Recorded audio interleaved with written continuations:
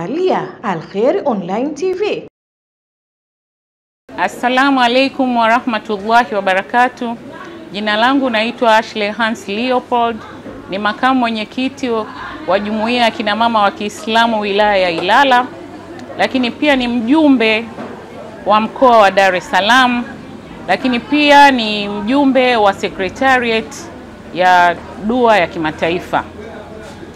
Niko hapa kuhabarisha umma wa Kiislamu kwamba tutakuwa na dua kubwa ya kuwarehemu mashehe wetu wakubwa wote waliotangulia mbele ya haki.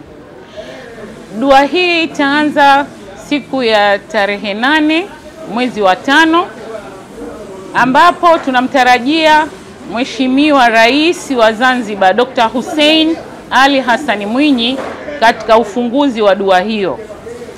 Lakini pia tarehe 9 mwezi wa 5 tutakuwa na mwendelezo wa dua ya kuiombea nchi yetu na kuwaombea marais wetu wote wawili, Dr. Samia Suluhu Hassan na Dr. Hussein Ali Mwinyi, kuiombea nchi yetu kwa ujumla. Kama ambavyo mnafahamu, mwezi Oktoba tunatarajia kuwa na uchaguzi wa nchi yetu.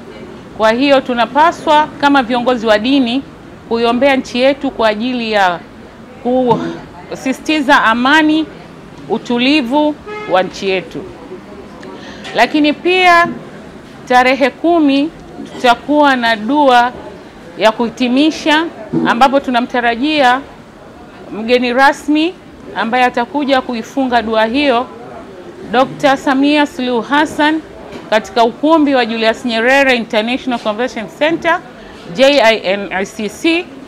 Na waomba sana ndugu zangu Waislamu popote pale mlipo, hasa Waislamu kutoka wilaya ya Ilala, naomba msinoangushe kiongozi wenu. Kina mama mjitokeze kwa wingi sana siku hiyo, tukajumuike pamoja kwa ajili ya kuwaombea wazee wetu, marais wetu, nchi yetu na sisi wenyewe kwa ujumla.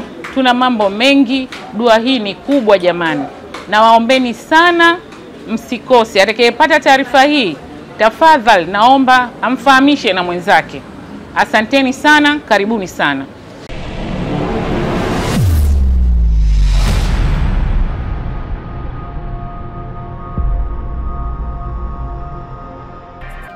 Unaangalia Al-Khair Online TV.